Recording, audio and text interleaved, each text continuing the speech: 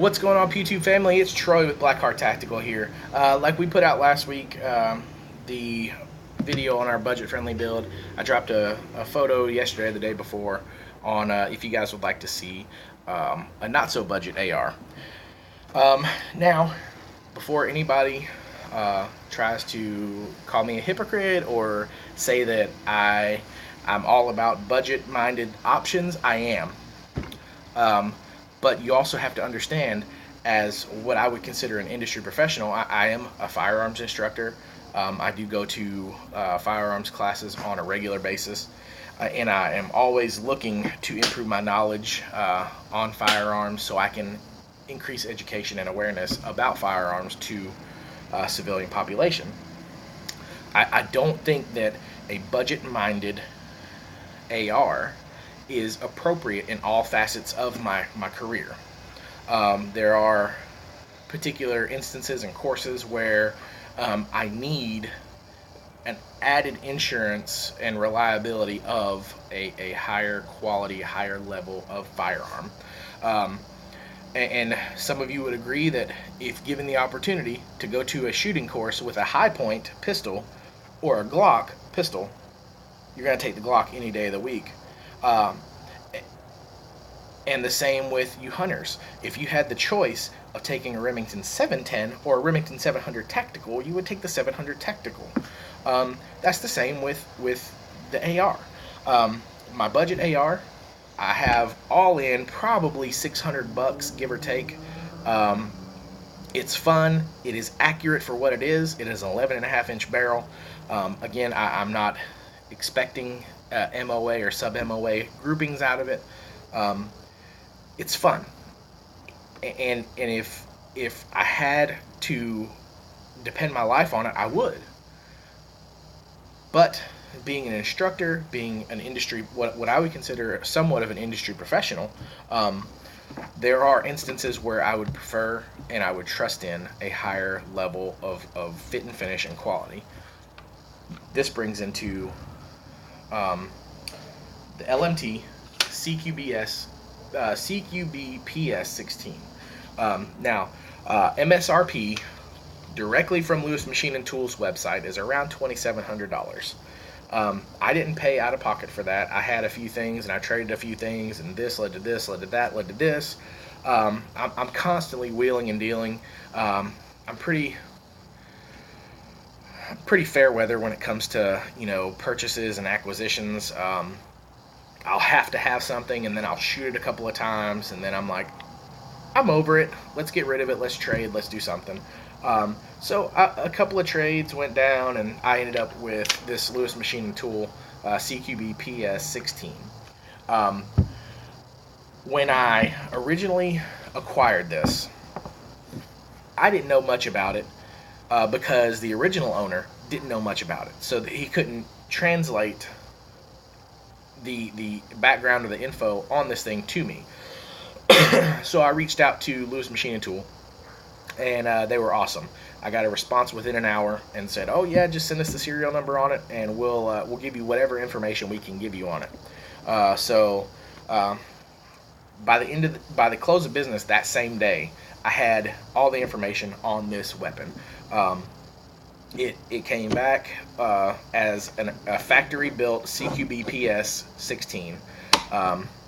So I did my research on that, and I was able to, on their website, find out, the ins and outs of that model. There are 3 rifle upgrades to this, not including the red dot or the foregrip or the flashlight. Those I wouldn't consider rifle upgrades. What I consider rifle upgrades are something where you replace an original rifle part with something else. The first, that being a Lantac Dragon muzzle device. I have shot with this thing, and that muzzle device is great. It does its job, and it's a great device. If you guys are on the fence of whether you should get it or not, get it. I, however, am a VG6 Precision Epsilon fan, so I will probably be switching this out for a VG6 Epsilon. The second upgrade is they took the original A2 pistol grip off of this thing and replaced it with a Bravo Company manufacturing pistol grip, and it has the waterproof storage in the bottom. the third upgrade, they took the original factory SOP mod stock off and replaced it with this Magpul Industries CTR stock. Understandable, it's lightweight, you know, it serves its purpose, but I am probably going to switch this back out with a SOP mod stock. If I can't find a true SOP mod stock, I may go with a B5 system SOP mod. So that's that. The additions to this rifle that I have made are quick detach shorty foregrip, and I don't run the weapon like this. I simply use it pretty much as just a hand stop, really, to pull back and, you know, give me that purchase into my shoulder. A Surefire Mini 300 Scout Light, and the 6 Hour Romeo 5 2 MOA. I kept it on the lower 1/3 co-witness mount, because that's pretty much the standard for how you run an AR optic. It lines right up with the removable iron sights. These are removable A2 style iron sights directly from LMT. Great iron sights. I'm an old school Army guy, and that's how we learned to shoot the M4 or the M16 was with traditional A2 sights. So it's nostalgic. It's great. I love it. This is a Cold Hammer forged 1-in-7 twist chrome Molly Vandium barrel. It is chambered NATO 5.56, so you can run 223 Winchester. You can run 5.56. It does have a select fire gas system between fire and suppressed. It is a full-length gas piston system. I doubt the camera can pick this up, but if you can see in there, you'll see kind of a cylindrical object wrapped in a spring. That is the gas piston system. Now this thing does have multiple QD mounts built within that monolithic rail, and on that point, for those of you who have built or are familiar with traditional ARs, this is what Lewis Machine and Tool calls a monolithic rail platform. Excuse my language. So instead of there being an upper receiver, which stops typically right around here, and then being a delta ring, or in other cases a barrel nut, and then a separate third piece rail butting all the way up to this, it is actually from rear to front one piece of aircraft quality aluminum that has been milled into a single piece upper. That being said, it means this is a true free float barrel system. This is the rigidity between the rail and the receiver is consistent throughout because it's one piece. You don't have to worry about having the rail torqued down just right, because I mean, if you don't torque a rail down and you know the screws back out, it can start to twist or rotate on you. There also, what that means is there's a continually consistent spacing between your upper rails, so there's no gap, there's no inconsistency. So I can literally, wherever I want on this upper rail, put something without having to worry about spacing or anything like that. It did come from the factory with anti-walk pins. It's got the Lewis Machine and Tool bolt carrier group. I believe it's black nitride coated. It has Lewis Machine and Tools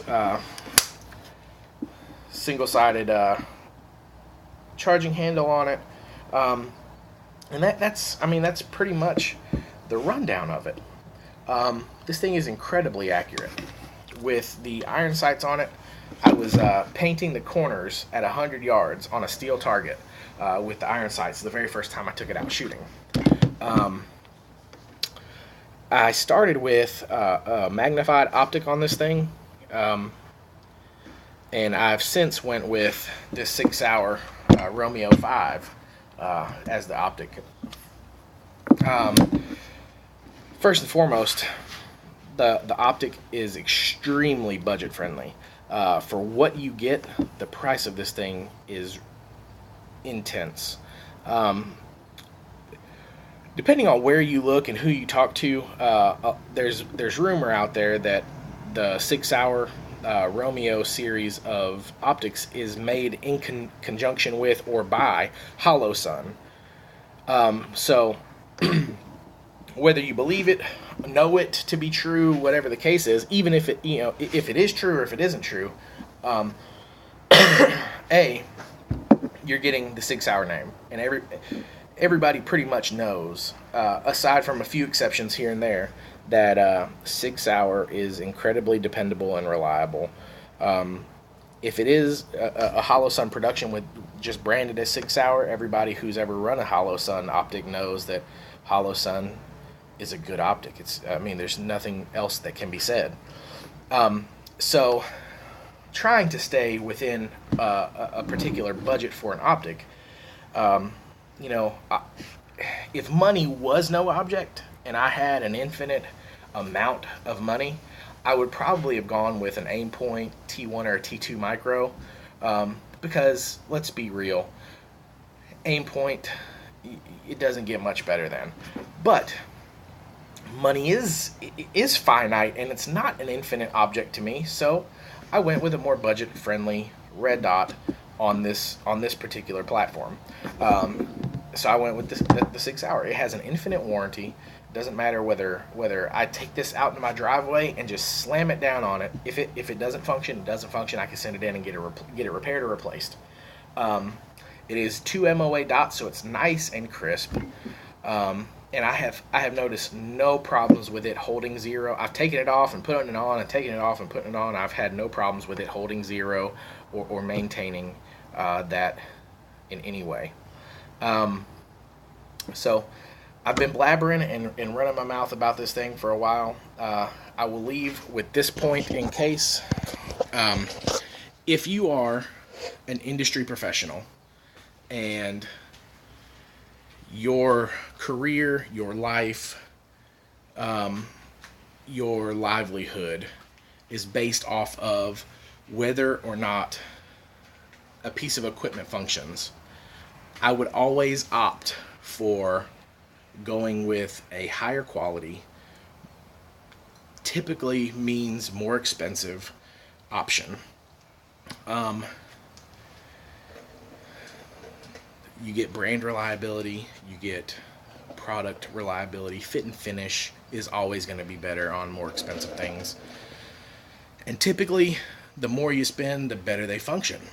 I hate to say it, but that is the truth in most cases. Again, there's always an exception to the rule.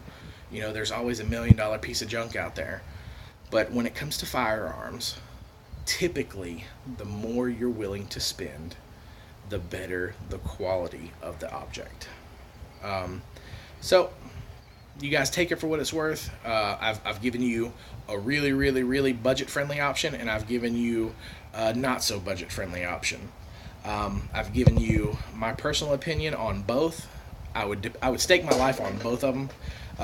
But being a firearms instructor and being someone that makes a career out of being a student of the gun and being a teacher of the gun, my LMT is what I take to classes. My LMT is what I teach with. My budget build is just something fun that I take to the range and shoot with. So, not knocking budget builds. They're great. I love them. They're fun. America. But as an instructor, my LMT is where it's at. It's where I go. That's my bread and butter. So, that being said, you guys stay safe, stay vigilant. Blackheart out.